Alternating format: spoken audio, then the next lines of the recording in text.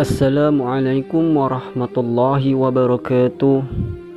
Sahabat beriman yang dimuliakan Allah Subhanahu wa taala, setan akan senantiasa menggoda manusia agar solatnya tidak sempurna, bahkan membujuk manusia agar meninggalkan solat. Rasulullah sallallahu alaihi wasallam bersabda, jika panggilan solat atau azan dikumandangkan, maka setan akan lari sambil mengeluarkan kentut hingga ia tidak mendengar suara azan. Apabila panggilan azan telah selesai, maka setan akan kembali. Dan bila iqamat dikumandangkan, setan kembali berlari. Dan jika iqamat telah selesai dikumandangkan, dia kembali lagi, lalu menyelinap masuk kepada hati seseorang seraya berkata, ingatlah ini dan itu. Dan terus saja dia melakukan godaan hingga seseorang tidak menyadari berapa rakaat yang sudah dilaksanakan dalam solatnya. Hadis riwayat Bukhari. Padahal solat adalah ibadah yang paling utama, yang pertama kali dihisab. Tentunya setan tidak akan mudah membiarkan manusia menyembah Tuhannya. Setan akan terus menempel bersama orang yang solat agar solatnya tidak khusyuk. Saudaraku yang dimuliakan Allah Subhanahu wa taala, berikut ini 6 ciri-ciri orang yang solatnya bersama setan. Yang pertama, orang yang was-was dalam niatnya. Setan membuat hatinya was-was dan tidak yakin niatnya telah sempurna, mengulang takbir berkali-kali hingga imam rukuk bahkan sujud. Ia masih saja dipermainkan setan dalam niat dan takbirnya. Yang kedua, orang yang ingat itu dan ini.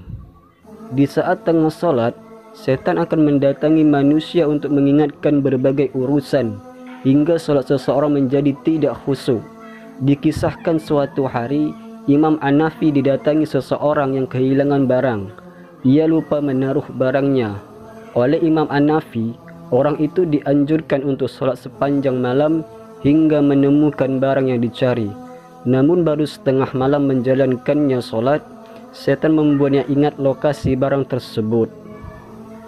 Ketika ditanya mengenal hal tersebut, Imam Hanafi menerangkan bahawa setan tidak akan senang apabila seseorang hamba khusyuk dalam solatnya, sehingga setan akan membuatnya mengingat apa yang ia lupakan saat solat.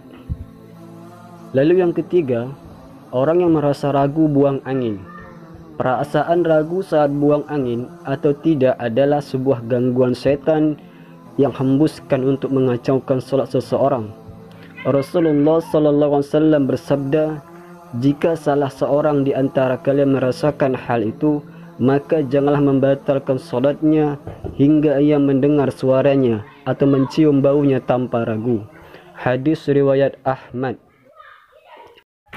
Lalu yang keempat, orang yang tidak fokus pada solatnya. Setan akan membuat seseorang yang sedang solat menjadi tidak fokus dengan mencuri perhatiannya, menjadikan orang yang sedang tengah solat menengok ke sana kemari, membaca tulisan yang ada di depannya, atau teralihkan oleh dengan telepon genggamnya. Dalam sebuah hadis yang diriwayatkan oleh Aisyah radhiyallahu anha, ia berkata, saya bertanya kepada Rasulullah tentang hukum menengok ketika solat. Rasulullah sallallahu alaihi wasallam menjawab, itu adalah curian setan atas solat seseorang hamba. Hadis riwayat Bukhari. Yang kelima, orang yang solatnya tergesa-gesa. Solat dengan tergesa-gesa sehingga solatnya tidak tumaninah. Rasulullah sangat melarang hal tersebut. Dalam sebuah hadis Rasulullah bersabda, sejahat-jahat pencuri adalah yang mencuri dari solatnya. Para sahabat bertanya, wahai Rasulullah, bagaimana mencuri dari solat? Rasulullah berkata, dia tidak sempurnakan rukuk dan sujudnya.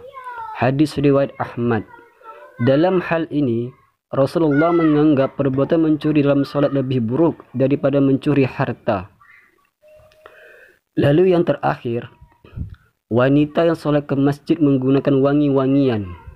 Menggunakan wangi-wangian saat ke masjid adalah salah satu perbuatan yang Rasulullah melarangnya.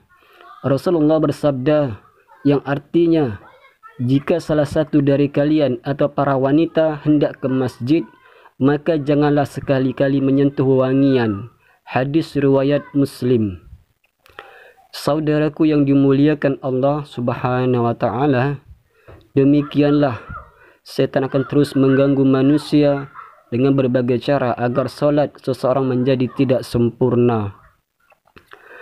Jika ada kata-kata yang salah, mohonlah dimaafkan. Semoga apa yang saya sampaikan bermanfaat untuk anda semua. Singkat cerita, wassalamualaikum warahmatullahi wabarakatuh.